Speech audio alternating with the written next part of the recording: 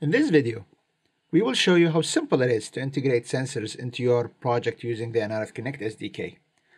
We will be connecting two types of sensors, an environmental sensor that provides temperature, humidity, and pressure data, and an inertial measurement unit that offers accelerometer and gyro data. To begin, we will review the file structure of an nRF Connect SDK application and understand the role of each file, as well as how scalability and portability are ensured from the outset. Let's now examine the file structure of an nRF Connect SDK application and understand the role of each file in the application directory.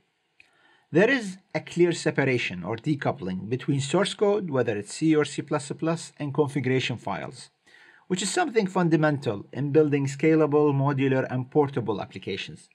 Software configurations are stored in kconfig files, while hardware configurations are stored in device tree files. Back in VS Code, to see this file structure of the application in action, we can see the separation is actually visualized here. So you can see the source code files are presented here, and the configuration files, whether they are kconfig or device tree files, they're placed here.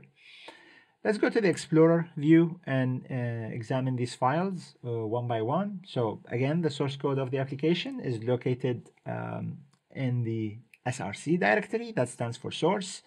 What you find here are basically the C or C++ files. For the LBS sample, we have the functionality implemented in a single file, which is main.c. Additionally, we have the kconfig files and device tree files that are usually located in the boards directory.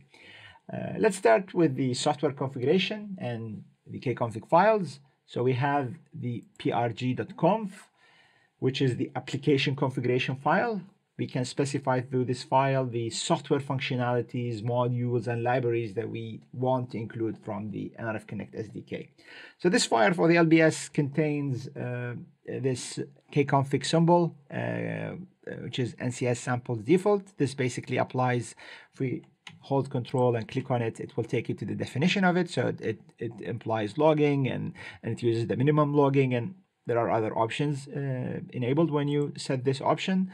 Config_BT, that's basically include the Bluetooth low energy stack, and this one sets the device in gap peripheral role, and this one sets the config BT device name. It sets the Bluetooth LE device name, which will be included in the advertising data by the sample. So we can actually change this, so we can see it when we build the code, and we can call it sensor, for example, node. Okay.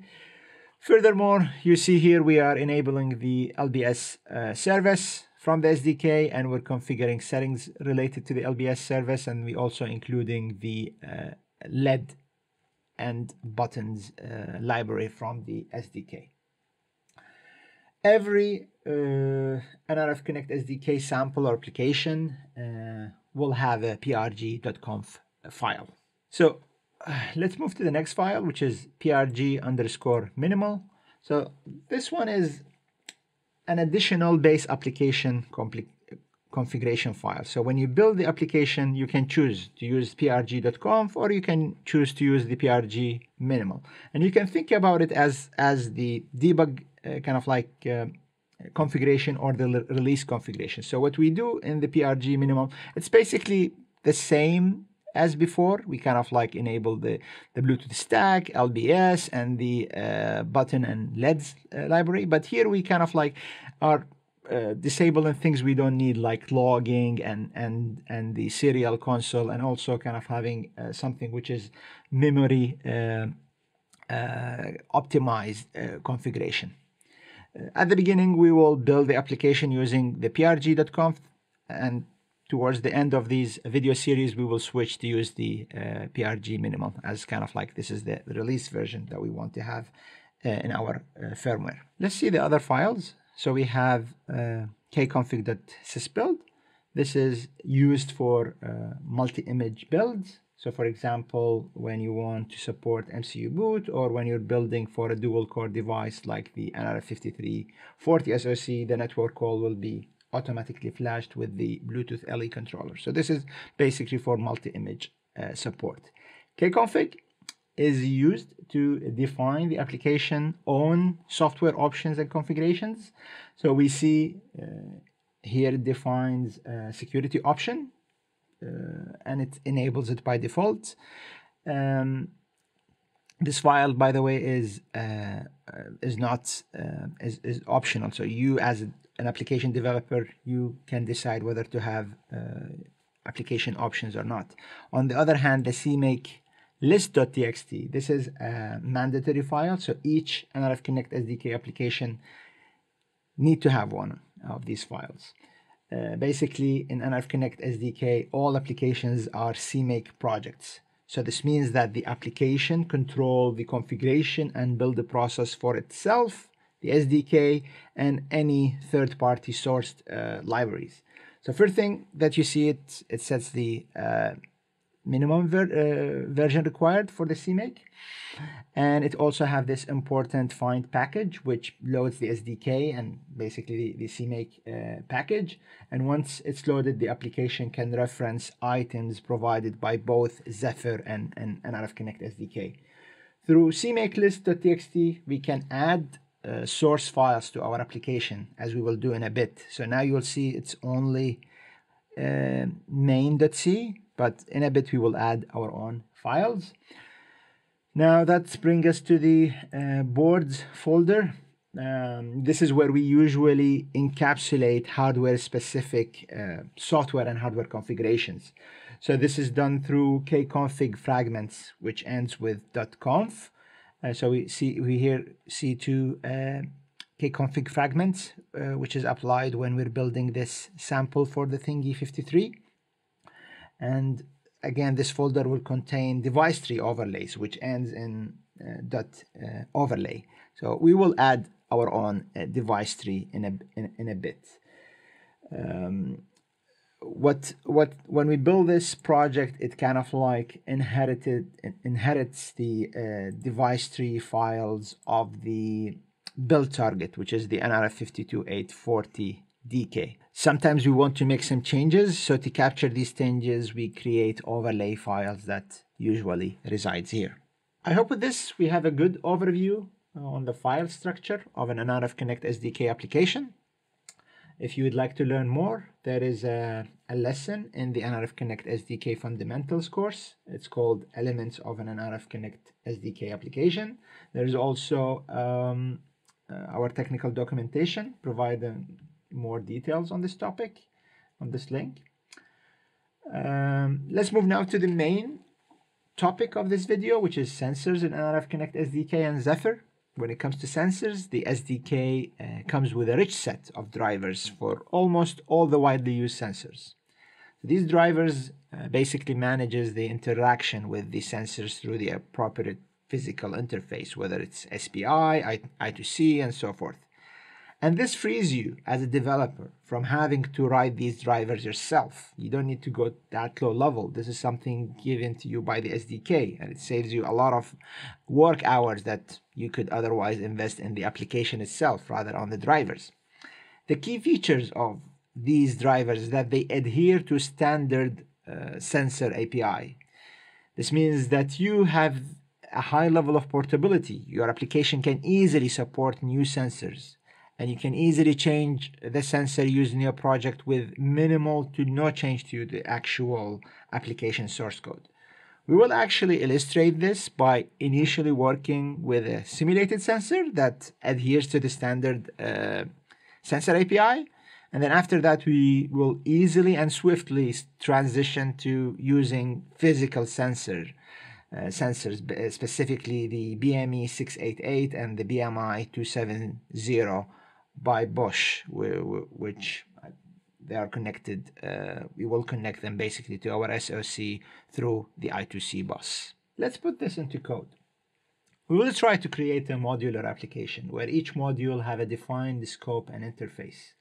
We will first create an application thread to collect the sensor data, and it will also, in the next video, that same thread will make the current sensor data available through the Bluetooth Low Energy connection.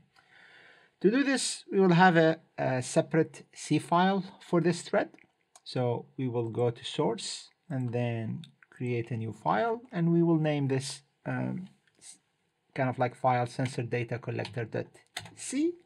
And of course, we need to provide an interface for it. So we will create a folder called inc, short for include. And in here, we will have the header file for it. Okay. The build system will not be able to detect these files until you update cmakelist.txt to tell it about these files. So that's really simple. We just need to tell it the location of the source code file in relation to the application root directory. So source, and that's the name of the C file. And then also the header file needs to be added. Let's create the thread. Right, and the first thing we need to do in the C file is to include the libraries or modules and functionalities from the SDK and Zephyr that we will use here. So basically use the kernel, the device and device tree to get the node identifiers. And of course, we're going to use the sensor API. And we need to include our own header file for this module.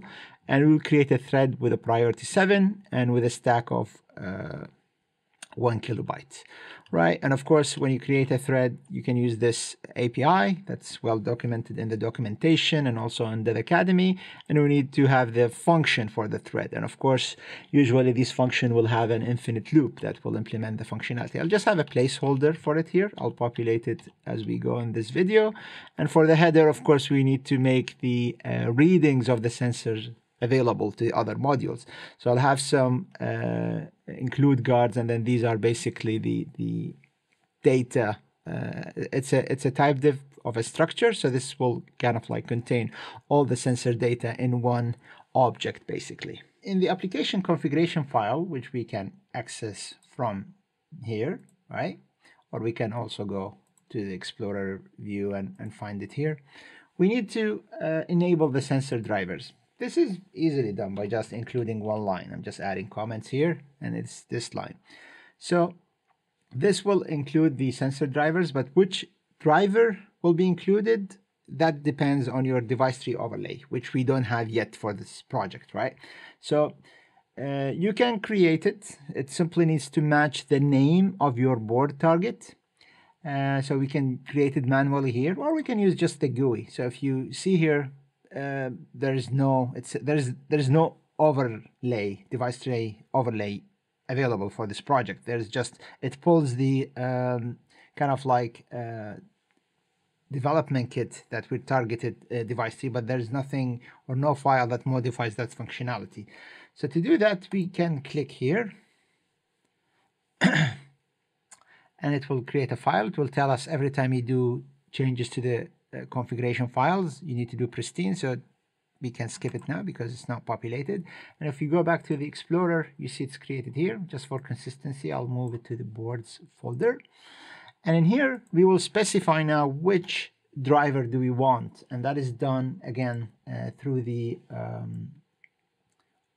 device tree overlay file. So I'll include this. So we have actually a simulated sensor in nRF Connect SDK that follows the standard sensor API and provides simulated data for temperature, humidity, pressure, and accelerometer channels. Since we included this line here, it will trigger the inclusion of the driver, and the driver will be kind of like initialized post-kernel, so before the application is actually launched. And you have, through this compatible, you can set a lot of parameters, like what kind of a wave, the amplitude, and it's all kind of like available to you, and you can read the binding details to understand what it's being offered here by the simulated sensor. Okay, so with this, we have included the driver for the sensor we want. Let's do the sensor API. So if we take a look at the slides, go back quickly to the slides and follow this link here, it will take us to the documentation for the sensor, right? And to work with any device or peripheral in nRF Connect SDK or Zephyr, we need to first get a node identifier in our C code. So that's what is done in this function, right? And after that, getting a reading from a sample requires two operations: sensor sample fetch and sensor channel get. The application instructs the driver to fetch a sample of all its channel through the sensor sample fetch. So that's kind of like instruct the driver to initiate the I2C or SPI interaction. In our case, is just simulated, and then it will be stored internally in the buffer of the driver, and then we can get these individual channel through the sensor channel get, and that's exactly what we will be doing in our code. So back in VS Code, if we go to the sensor data collector, let's get the node identifier through this function, right? And then in our sensor data collector, we will do the sensor sample fetch and sensor channel get for the channels available in this simulated sensor. And of course, we need to make the thread sleep for some time, otherwise it will basically flood the terminal with the readings. So this is something that is a good kind of like application option that we can define in the kconfig. So we can say that's kind of like the sampling interval, and we can specify a range of the allowed values, and then the default value is set to 10. So we're now all set to actually give this application a try. So let's just go here, and then we can close these, and then we can do a pristine build and build the application, and then flash it to our development kit and see the basically the output from the terminal. Let's just bring this up and speed the building process. The build is now complete, and we can flash the firmware to our development kit. Press on the flash, and once the flash is complete, I can open the terminal and see the output. Okay. And I can actually press the reset so we can start from the beginning of the execution. And you can see that we're getting the simulated data from the sensor, and also the Bluetooth stack has booted, and the previous functionality is the same as before. Okay, so now we have confirmed the functionality behave as expected for the simulated sensor. Let's switch to the real sensors and see how easy it is to switch to actual physical sensors. So we need to first connect them to our development kit. Let me just turn DK off, and then of course need to connect VDD, ground, and then the clock and the data. Right. Now I can turn it on. I can maybe zoom in a bit. So this is for the nRF 52840, 27, 26, and here VDD and ground. Because these two sensors that I have here, the BME 688 and the BMI 270, they communicate over I2C, right? So we need to connect them to the I2C controller on the SoC. Since this is hardware specific configuration, it needs to be set in the device tree overlay for the build targets. So let's go to VS Code and add the overlay basically that describe this. So here I'm adding these as children node to the I2C 0 controller. We can use the device tree visual editor to find these pins or check the hardware schematic of the development kit. Again, for the nRF 52840 that I'm using here, this is going to be pin P0.27, so port 0 pin 27, and then that's for the clock, and port 0 pin 26 for the data. Okay, so we've done that part. Now API wise, for the application, it's exactly the same as the simulated sensor, right? And that again highlights the benefits of having this standardized API for the different sensors. But what I would like to do here is to maintain the previous functionality of being able to run the application with a simulated sensor. So this is in case someone following along these videos don't have the actual BME 688 or the BMI 270, they can just use the project with the simulated sensor. Therefore, I will create a kconfig option to our application called config simulated sensor. When enabled, this option will basically fetch the data from the simulated sensor instead of the actual sensors that we have here. So let's add this line, okay, and I'll set the default to N because I want to test now the functionality on the actual sensors, and I'll add a function to get me the node identifier for the actual two sensors, and I'll just call it on the node identifier that represent these. So let's add these functions. So I'll include this part if I'm using the simulated sensor, otherwise I'm getting the actual sensor, and in the infinite loop I'll simply have the same thing, right? So I'm saying if the simulated sensor option or kconfig is set, get me the data from the simulated sensor, otherwise get it from the actual sensor. And now we can actually build. And I just wanted to show you that you have this option of device tree visual editor that provides you with a nice graphical representation of your device tree, kind of like structure that you have for your project. So you can see it's connected on my nRF 52840DK to these pins, and that's why I connected them to the kit. So now let's build it and flash it and see it. So I'll speed up that part a bit. Okay, so the build is complete and I flashed the application to my development kit, and if I move here, you can see now I'm actually getting the actual data, and if I move the sensors, I'm actually moving the accelerometer man, and you can see it's getting me the real data. So in summary, in summary of this video, the nRF Connect SDK enforces scalability and portability by separating source code from software and hardware configuration. Kconfig files, as we've seen before, allows you to choose which modules, libraries, and stacks even to include from the SDK. And you can also define your own application configuration, as we did here for the simulated sensor and the app control simulated sampling interval.